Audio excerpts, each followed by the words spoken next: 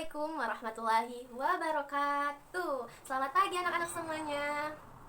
Hari ini Ibu akan mengajarkan kalian semua materi pelajaran Al-Quran Hadis. Materi pelajaran hari ini adalah Quran Surat Al-Insyirah. Sebelum mulai materi, kita baiknya membaca doa sebelum belajar terlebih dahulu. Minasyaitonirrajim. Bismillahirrahmanirrahim. Rabbi zidni ilma warzuqni fahma birahmatika ya arhamar rahimin. Baiklah, sebelum kita memulai, Ibu ingin tanya-tanya terlebih dahulu. Kemarin materinya apa? Ayo. Ya, benar. Quran Surat Al-Asr. Jadi surat Al-Asr itu artinya apa ya? Benar sekali. Demi masa. Ada yang tahu bunyinya seperti apa? Bunyi ayatnya, suratnya? Kita membaca bersama-sama ya. A'udzu billahi minasyaitonir rajim. Bismillahirrahmanirrahim. Wal innal insana lafi khusr illal ladzina amanu wa amilus solihati wa tawasaw bil haqq wa tawasaw bis sabr. Shadaqallahul azim. Selanjutnya, Ibu ingin kalian menyimpulkan Quran Surat Al-Asr yang telah Ibu bahas, yang telah kita pelajari minggu kemarin. Ada yang tahu yang bisa menyimpulkan kesimpulan dari Quran Surat Al-Asr? Tidak ada? Jadi, Quran Surat Al-Asr itu menyimpulkan bahwa kita sebagai manusia haruslah saling menghargai waktu, karena waktu itu terus berputar dan berputar. Waktu tidak bisa kembali, kita tidak bisa memutar waktu yang terdahulu. Jadi manfaatkanlah waktu itu sebaik mungkin, karena kita hidup di dunia ini hanyalah sementara. Jadi waktu itu sangat penting bagi kita.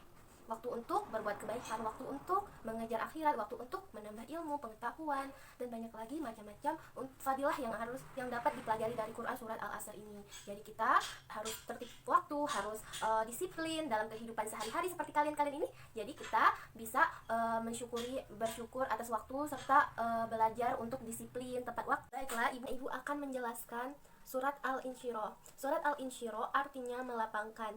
Kita akan membaca bersama-sama Quran Surat Al-Insyirah. A'udzu billahi minasyaitonir rajim. Bismillahirrahmanirrahim. Alam nashrah laka sadrak wa wada'na anka wizrak allazi anqadha zahrak wa rafa'na laka zikrak fa inna ma'al usri yusra inna ma'al usri yusra fa iza faraghta fansab wa ila rabbika farghab. Shadaqallahul azim.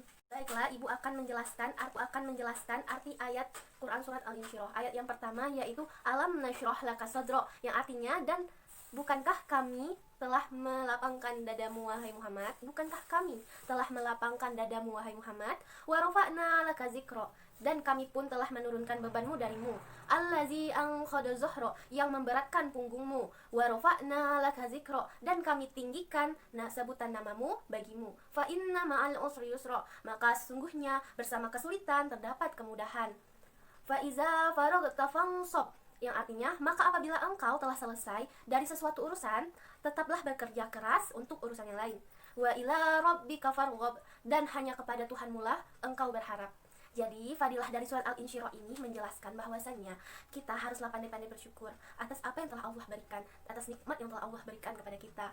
Kita diberikan nikmat iman, nikmat Islam, nikmat sehat, itu juga termasuk sebagian dari nikmat kebahagiaan lahir maupun batin. Itu juga telah kita rasakan, yang telah Allah berikan kepada kita, kita harus syukuri. Karena apa? Karena Allah itu menyukai orang yang pandai bersyukur. Jika Allah menyukai, jika Allah kita sebagai manusia, sebagai makhluk ciptaan Allah pandai bersyukur, pandai berterima kasih kepada Allah, tidak mengeluh, Allah akan menambah nikmatnya. Orang yang pandai bersyukur akan Allah tambah nikmatnya. Jadi kita sebagai manusia hendaknya belajarlah untuk bersyukur atas apa yang telah Allah berikan kepada kita.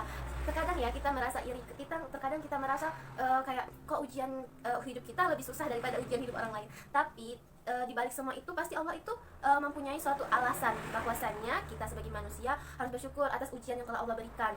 Jadi ujian dan cobaan itu termasuk nikmat juga bagi kita yang menjalankannya.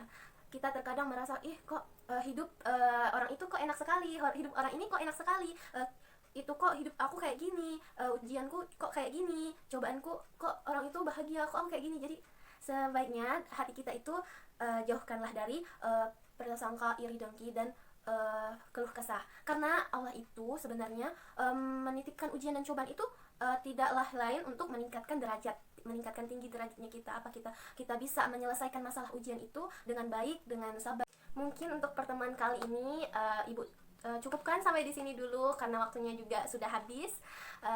Mungkin lain kali kita akan berbincang dan berdiskusi tentang surah-surah yang lain yang bisa kita ambil contoh hikmah dan pembelajaran untuk kehidupan sehari-hari kita di masa yang akan datang.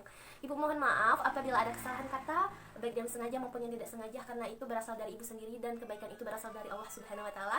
Ibu ucapkan wabillahi taufiq wal hidayah. Wassalamualaikum warahmatullahi wabarakatuh.